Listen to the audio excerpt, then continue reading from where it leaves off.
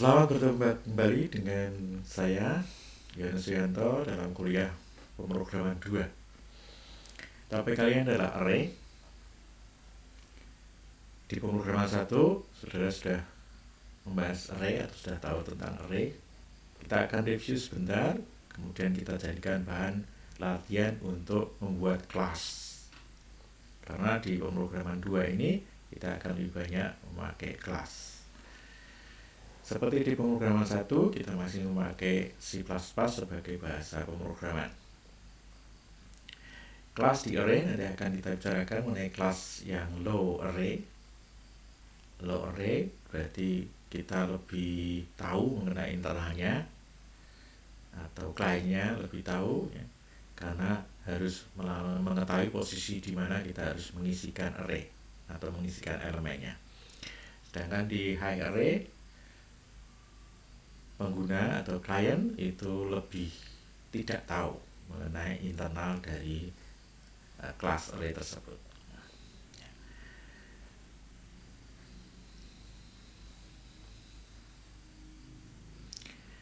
Di pemrograman 2 ini kita memakai bahasa pemrograman C++ seperti di pemrograman 1 dan lebih ke arah menggunakan bukunya dari Lafore, Robert Lafore, tentang algoritma and data structure, dan kita lebih ke arah ke struktur data atau data structure. Ya, jadi array di pemrograman 2 ini kita akan coba ulas sebentar.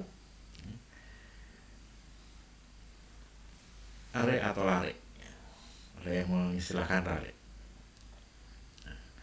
Array atau lari itu adalah struktur data yang mudah kita lihat atau mudah kita pakai, mudah kita gunakan, karena struktur data ini mengambil tempat yang berurutan, seperti kita lihat sebagai kotak-kotak yang berurutan, yang di dalamnya adalah isi, dan isinya merupakan data-data yang bertipe sama. Sehingga array atau lari ini adalah struktur data yang paling umum digunakan. Nah, operasi yang terjadi di array itu ada operasi penyisipan, kemudian ada operasi pencarian dan penghapusan. Nah, seperti biasa kalau kita mengolah data itu akan ada proses-proses seperti ini. Nah, kemudian nanti kita akan bedakan antara array yang terurut dan array yang tidak terurut. Nah, array yang terurut itu artinya isi dari array tersebut, elemennya sudah diurutkan berdasarkan suatu kriteria atau kunci tertentu. Misalnya kalau nomor mahasiswa itu diurutkan berdasarkan nomornya NIM itu naik misalnya, atau bisa juga data mahasiswa diurutkan berdasarkan alamatnya juga bisa, berarti key-nya itu adalah alamatnya. Sedangkan kalau diurutkan berdasarkan tanggal lahir juga bisa misalnya, atau IPK-nya atau yang lain. Nah, itu berarti diurutkan berdasarkan key atau kunci tertentu. Nah, karena array itu satu elemen dalam kotak array itu bisa berisi satu data atau satu kelompok data, bisa record ataupun struct ataupun class ataupun bentuk yang composite yang lain, ataupun yang simple integer, char, string, itu bisa. Nah,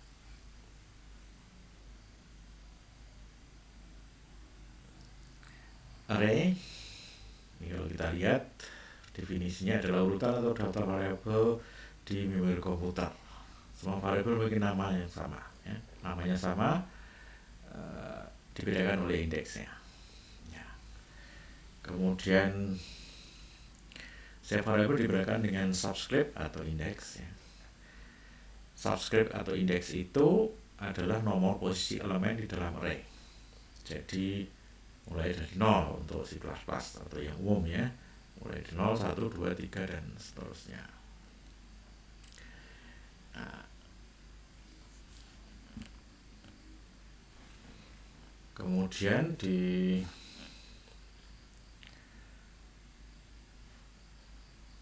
indeks itu adalah selalu berupa bilangan bulat, ya, selalu berupa bilangan bulat. Jadi tidak boleh bilangan tidak bulat, ya, selalu berupa bilangan bulat. Nah, sehingga kalau berupa bilangan bulat, maka yang bulat adalah yang integer misalnya, ataupun char, ataupun misalnya long gitu ya, itu bilangan bulat. Nah, kalau dipakai bilangan real ataupun double itu tidak bisa sebagai indeks, ya. Kemudian setiap elemen memiliki nama yang sama dan juga tipe data yang sama. Jadi, namanya sama, tipe datanya sama. Elemen-elemen mempunyai lokasi memori secara berurutan, maksudnya alamatnya itu berurutan, tidak terpisah-pisah. Yang dimaksud ukuran array adalah cacah elemen yang bisa ditampung oleh array tersebut. Kalau ukurannya 100 itu artinya dia memuat 100 elemen maksimum gitu ya. Nah, kalau diilustrasikan seperti ini, misalnya ada AR data, itu adalah nama array, nama variabel arraynya. Yang elemen ke-0 itu ada di sini, maka elemen ke-1 adalah di sebelahnya, elemen kedua di sebelahnya lagi gitu ya. Nah, ini berurutannya itu maksudnya seperti ini. Kemudian ini variabel lain, bilangan A misalnya, nah, itu sudah berbeda alamat memorinya.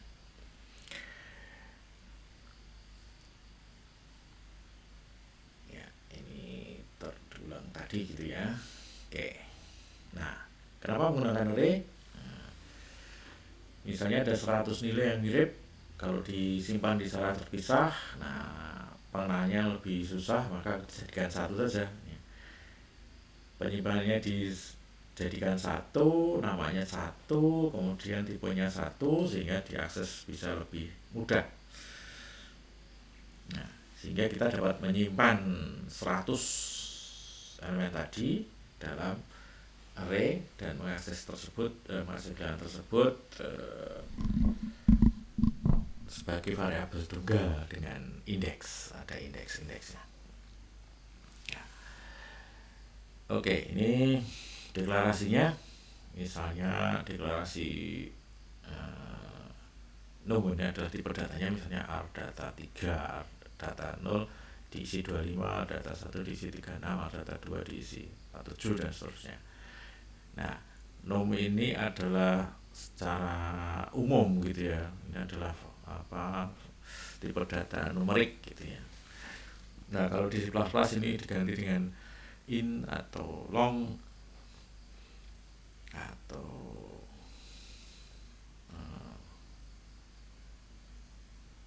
yang char misalnya gitu ya, itu bisa.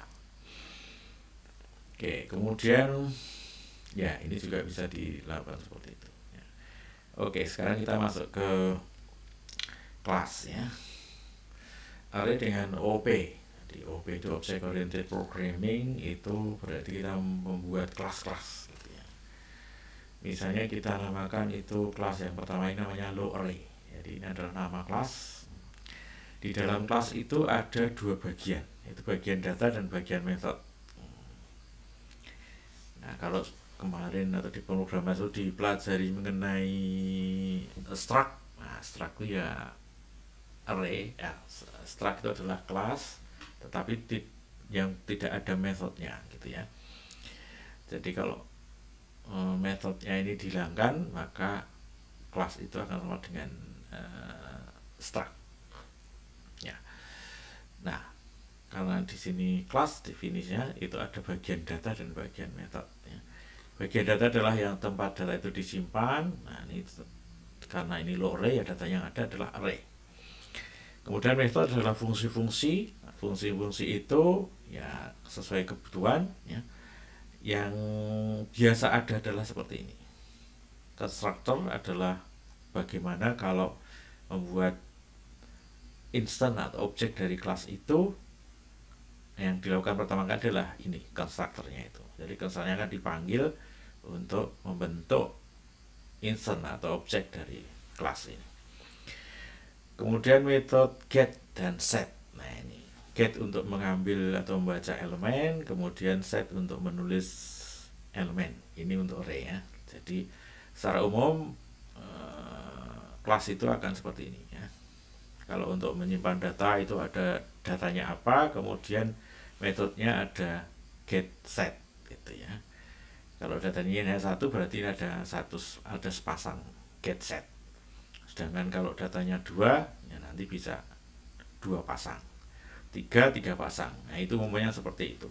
Walaupun itu tidak merupakan keharusan, tetapi akan lebih baik seperti itu ya. Oke, sementara kita ikuti konvensinya seperti itu. Jadi ada satu data array, kemudian ada get set untuk array tersebut, dan konstruktor ini untuk kelas. Jadi satu kelas itu ada minimal ada satu konstruktor. Kalau tidak ada konstruktornya maka akan dibuatkan oleh C++ konstruktor yang default. Tapi akan lebih baik kita buat konstruktornya. Ya. Nah, bentuknya kan seperti ini. Jadi ini adalah low array interface. Interface ini gambar muka ya. Harapannya adalah orang itu atau klien itu menghadap yang ada di permukaan ini, di mukanya gitu ya, di belakangnya tidak perlu tahu gitu. Nah, sehingga di sini ditulis private. Nah, private itu berarti ini sebetulnya tidak bisa dilihat oleh yang memakai atau kliennya. Tetapi kalau kliennya akan memakai data maka dia harus melewati interface-nya itu. Nah, ini interface-nya ada di sini. Contoh di sini ada set element, get element, dan low array dan konstruktor tadi ya. Nah, untuk private di sini ya, maka pakai keyword private ya. Kemudian nah ini private-nya namanya v. Jadi variabel di dalamnya ini namanya v gitu ya. Nah, ini memakai vektor. Vektor itu adalah ya seperti tipe data seperti itu, tapi kemudian kita bisa menentukan vektornya itu isinya double misalnya, atau integer, atau yang lain. Nah, caranya seperti ini. Jadi ini maksudnya adalah variabel v bertipe vektor. Vektor itu adalah array. Nah, array yang bisa kita ubah atau kita tentukan ukurannya pada saat dikonstruk di sini ya. Nah, ini vektor. Kemudian ini bagian private-nya. Bagian public-nya adalah yang bisa diakses dari luar, yaitu ada low array, ada set element, dan ada get element. Nah, inilah yang dinamakan konstruktor. Konstruktor itu mempunyai nama yang sama dengan nama kelas di sini ya. Low array. Nah, kemudian yang set element, get element untuk seperti tadi set get, karena di sini variabelnya 1 maka dia akan 1 pasang. Nah, perhatikan di sini low array in max ini akan v-nya adalah vektor, resize max berarti dia akan mengubah ukuran dari v itu sesuai dengan max di sini. Nah, ini adalah ukuran dari array-nya. Jadi pada saat dipanggil atau dibuat atau dinyatakan instance-nya maka perlu mensuplai max-nya ini. Misalnya ingin 100 maka nanti dipanggil dengan argumen 100. Kemudian set element ya. Set ini akan mengset atau menulis ke dalam v karena datanya hanya v di sini ya. Nah, perhatikan di sini cara menulisnya adalah v index sama dengan value dari sini. Indeksnya adalah ini. Sehingga kalau saya ingin mengisi indeks ke 10, maka ini diisi 10, kemudian diisi di sini misalnya 17. Maka set element 10 17, maka dia akan mengisi indeks 10 dengan nilai 17.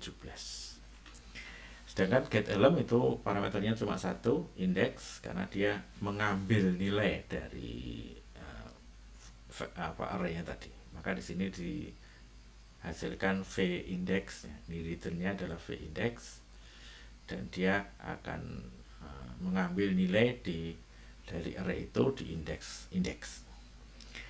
Nah, perhatikan di sini ini ada void untuk set karena dia tidak mengembalikan nilai, sedangkan di sini get element itu mengembalikan satu nilai, maka pakai return di sini, dan di sini ada variabel tipe datanya yaitu double. Nah, ini sesuai dengan tipe data dari isi di array-nya itu.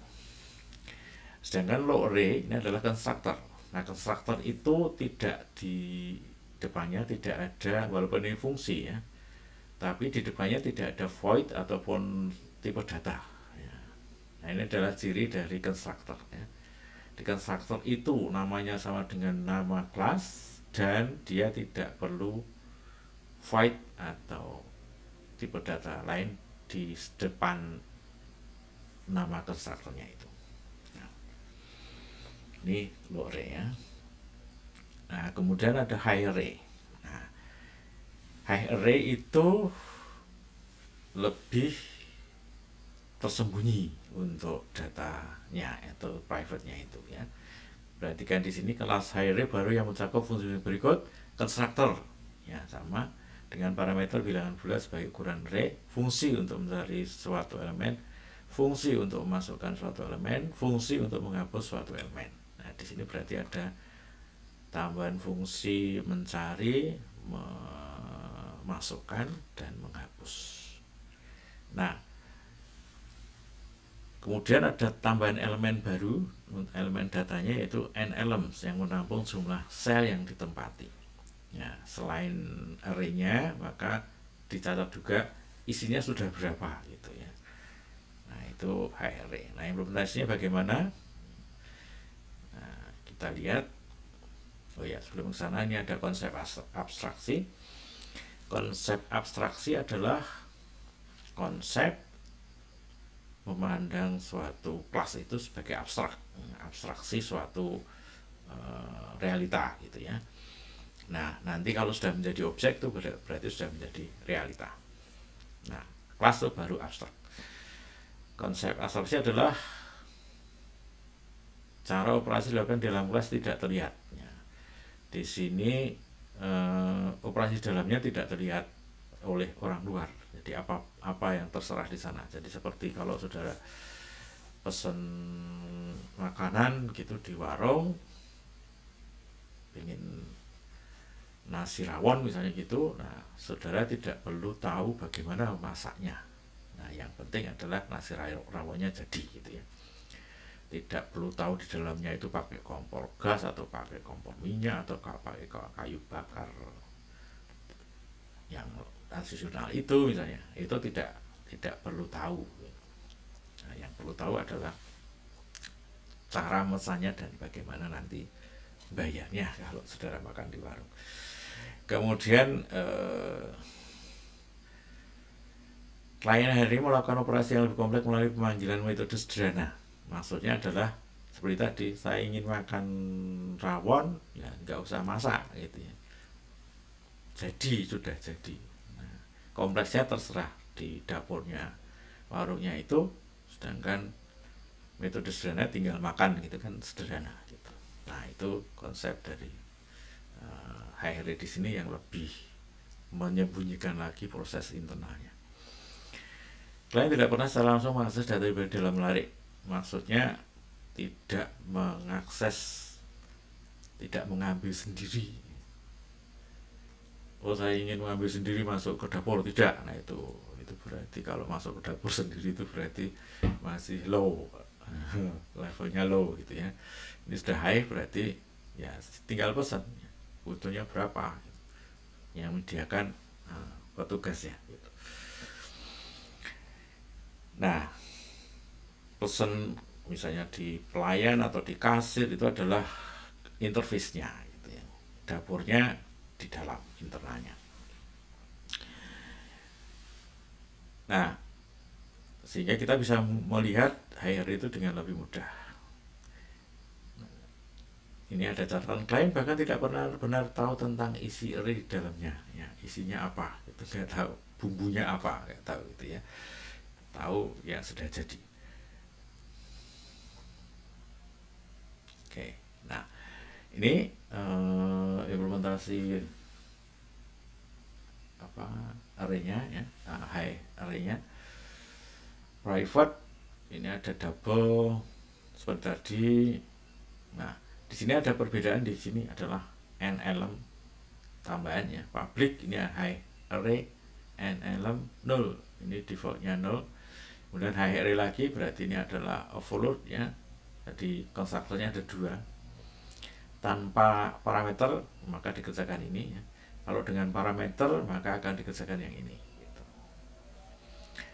Kemudian bool find. Nah, ini find-nya, find dari high array itu. Kemudian insert, bagaimana insertnya, kemudian remove, gimana remove-nya di sini, kemudian display. Nah, ini ada tambahan display. Nah, di sini saya tidak menuliskan semuanya, tapi saya menunjukkan saja bahwa di sini itu bisa terdiri atas metode-metode gitu ya. Nah, isinya bisa di sini, bisa juga di belakang. Ya. Yang ini saya tunjukkan adalah yang nama-nama metodenya saja. Isinya belum gitu ya, atau titik-titik di sini masih gitu. Nah, nanti isinya bisa di sini ataupun di belakang. Nah, ini juga tadi yang terlihat di sini adalah interface-nya. Di sini ada insert, delete, find ya. Ini untuk high array ya. Data di sini tidak terlihat oleh klien atau oleh pengguna. Ya. Baik, kemudian array terurut. Nah, tadi array tidak disebut sebagai array terurut, jadi arraynya boleh diisi apa saja gitu ya. Sekarang adalah array terurut. Array terurut adalah array dengan item data disusun dalam urutan menaik ya, urutannya naik dari nilai terkecil itu akan ada di indeks 0 gitu ya. Kemudian yang terbesar ada di indeks berapa? N-1 ya. Nah, kemudian karena ini harus urut, maka beberapa hal perlu diubah. Apa yang perlu diubah? Nah, yang perlu diubah adalah pada saat kita menambahkan atau menyisipkan data ke sana, maka setelah disisipkan data itu sudah terurut gitu, jadi tidak sembarangan ngisinya, jadi harus urut. Nah, disisipkan di urutan yang benar. Nah, maka fungsinya perlu diubah. Nah, kalau sudah terurut maka ini akan menjadi keuntungan. Salah satu keuntungannya adalah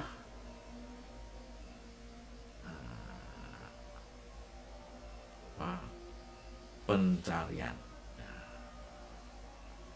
Pencarian biner namanya ya.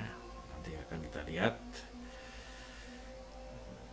Jadi kalau pencarian dengan linear itu satu-satu, sedangkan kalau pencarian biner itu akan metode yang lebih cepat. Nah, dalam kasus rata-rata pencarian linear itu untuk array yang terurut maupun tidak terurut sama saja gitu ya, tidak menjadi lebih cepat. Tapi kalau kita melakukan perurutan dengan penulisan biner maka akan jauh lebih cepat. Nah, akan lebih terasa kalau ukuran array-nya itu besar ya. Jadi proses pencarian biner itu idenya adalah seperti ini. Pencarian permainan tebak nilai sepertinya gitu ya.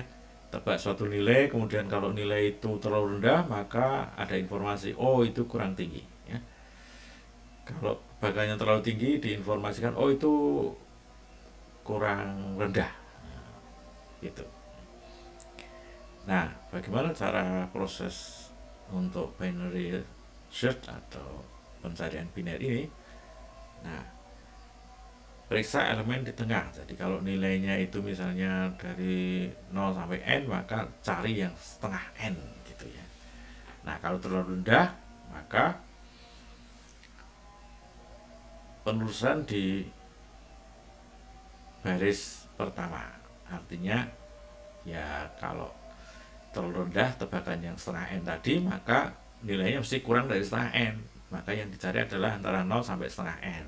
Nah, yang di atasnya dibuang, tidak perlu dilihat lagi gitu. Jika tidak, batasi pencarian ke paruh kedua. Itu artinya kalau tebakan yang di tengah tadi tidak terlalu rendah tapi terlalu tinggi, maka di sini akan atau kurang tinggi, maka dia akan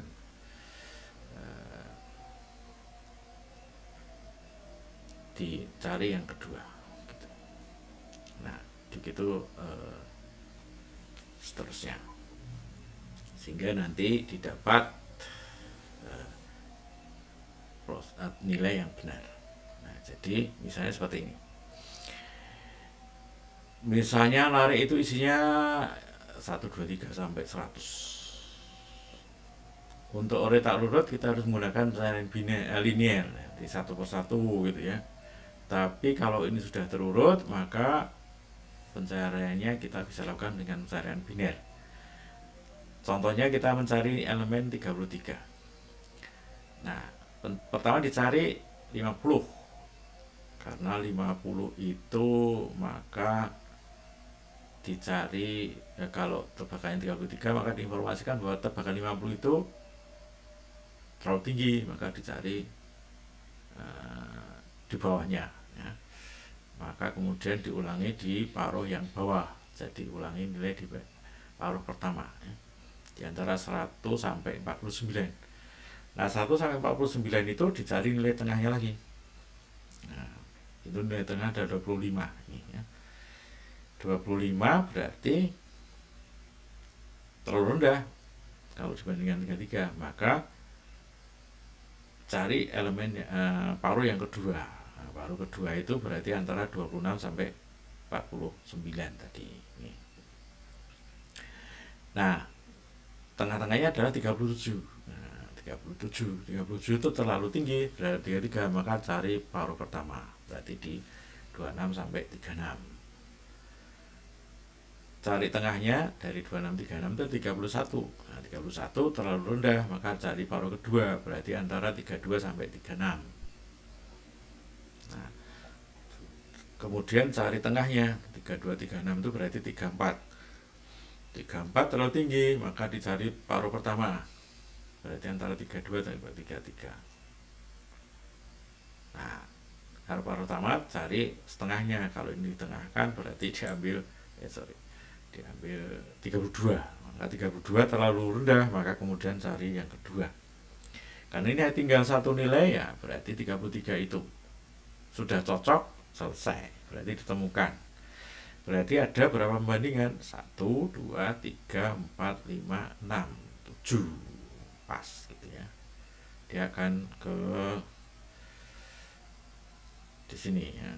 Di sini ada pembandingan pencarian ketujuhnya itu, sehingga pencariannya 7 kali pembandingan untuk mencari nilai 33 di antara 1 sampai 100.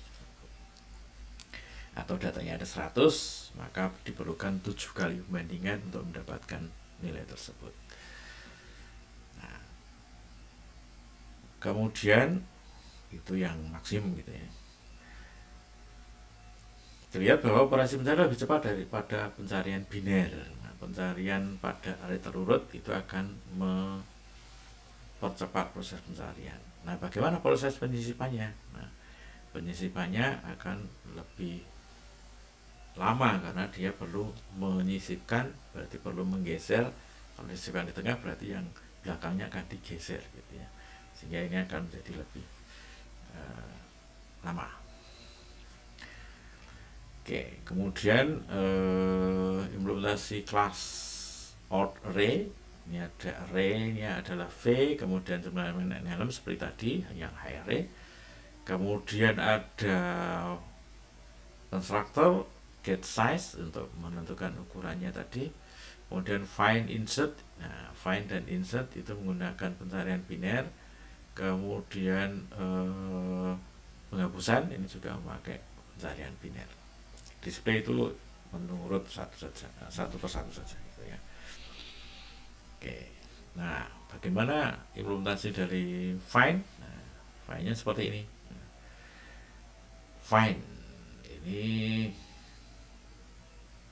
lower bound batas bawahnya dan upper bound. Lower boundnya 0, batas atasnya adalah n elements min 1. Kemudian curl in itu untuk mencatat tengahnya tadi, sehingga curl in itu adalah setengah dari lower bound ditambah upper bound bagi 2, maka dia akan jadi setengah. Nah, kalau pas di tengah itu sudah sesuai dengan search key-nya, maka selesai. Ini ya, ketemu.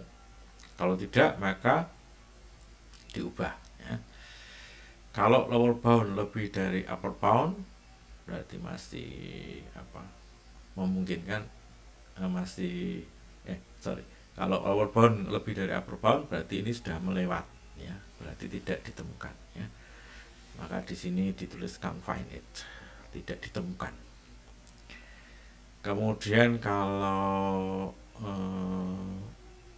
curl in tadi yang ditunjuk oleh curl in itu lebih kecil dari search key, maka kemudian lower boundnya adalah di curl in plus 1 di tengahnya, kemudian diambil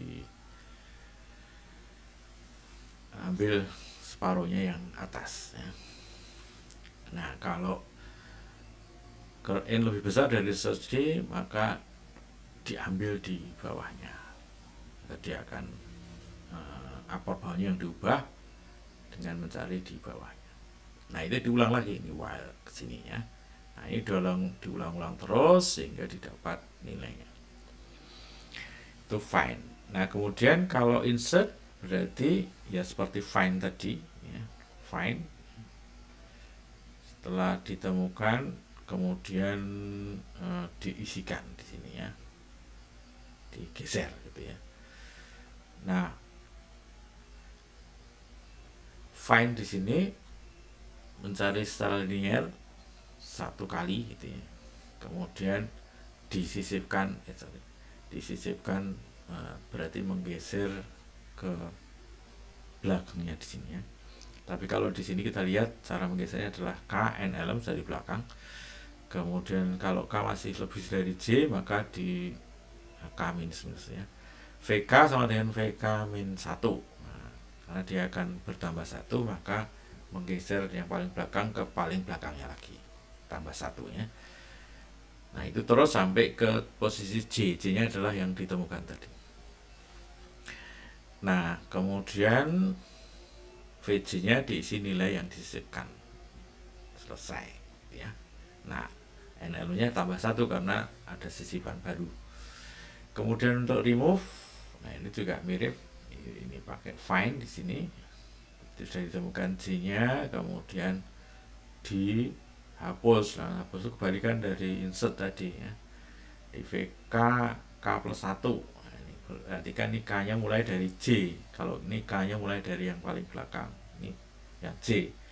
Di J itu kemudian diambil belakangnya maju-maju satu-satu karena dia dihapus. Nah, kalau di sini n elemenya tambah 1, di sini n elemenya kurang 1. Itu remove. Nah, pencarian lebih cepat, penyisipan lebih cepat, kemudian tidak begitu tidak ya, kalau penyisipan tidak lebih cepat, kemudian penghapusan juga ya sedikit lebih cepat. Nah, yang paling menguntungkan di sini adalah pencariannya. Sehingga untuk array terurut itu cocok kalau situasi penyisipan penghapusan jarang terjadi. Tetapi pencarian sering karena ini menangnya di pencarian. Nah, contohnya adalah misalnya data karyawan.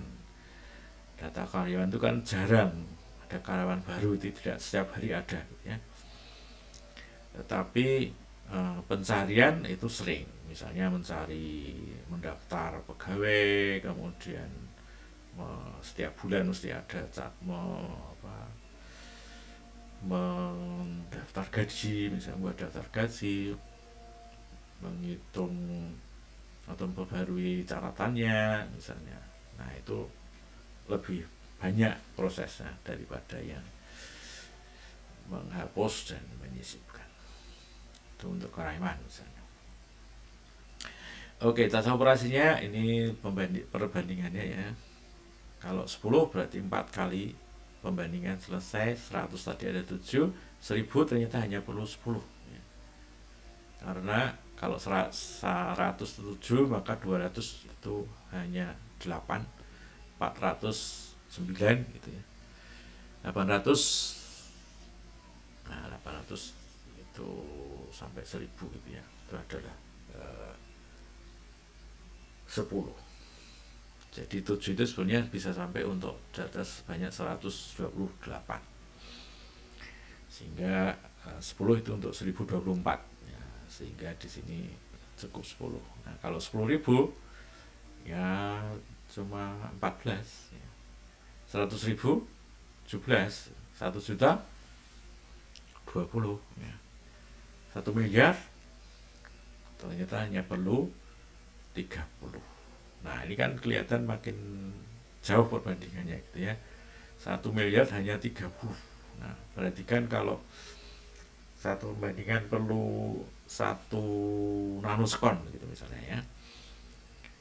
1 nanosekon. Nah, berarti di sini perlu 1 miliar nanosekon. Nah, ini hanya 30 nanosekon. Atau misalnya ya bayangan nanosekon mungkin tidak terlihat atau terasa ya. Oke, kalau bandingannya 1 detik saja gitu misalnya. Maka untuk data 1 miliar itu untuk pencarian biner hanya perlu 30 detik. Sedangkan kalau menggunakan linear itu ya ini sebanyak ini 1 miliar gitu ya. Atau kalau mau rata-rata setengah miliar gitu ya. Nah, itu setengah miliar detik. Nah, pada 1 jam itu 360 detik ya, berarti 10.000 itu kira-kira 3 jam gitu ya. 10.000 3 jam. Berarti kalau ini 10.000 kan sampai sini ya. Berarti ini kan 10.000 kali 100.000. 100.000 jam kali 3 ya, 300.000 jam. Nah, itu akan terlihat sekali perbedaannya. Ya. Jadi